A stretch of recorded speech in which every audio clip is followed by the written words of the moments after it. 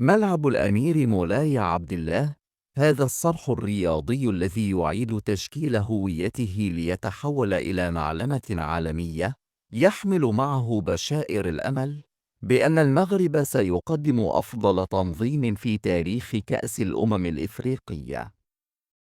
مع اقتراب عام 2025 تتجلى ملامح الطموح المغربي الذي يهدف إلى إبهار القارة الإفريقية والعالم بتنظيم استثنائي يليق بعراقة المغرب وإمكاناته المتطورة.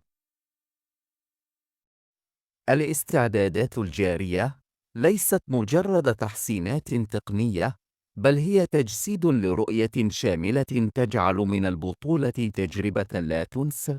الملعب الذي سيصبح بسعة 65 ألف متفرج سيكون نقطة التقاء للجماهير من جميع أنحاء القارة، حيث سيعيش الجميع أجواء مبهرة في منشأة تجمع بين العصرية والإتقان.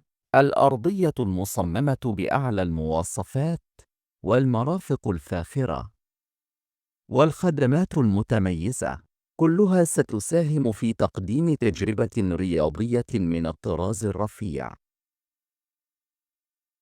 المغرب لطالما أظهر قدرته الفائقة على التنظيم في مختلف الأحداث الرياضية، ولكن هذه المرة الطموح أكبر والرؤية أعمق. كل تفاصيل كأس الأمم الإفريقية 2025 يعد لها بعناية فائقة، من جودة الملاعب إلى الراحة التي ستقدم للجماهير والمنتخبات المشاركة.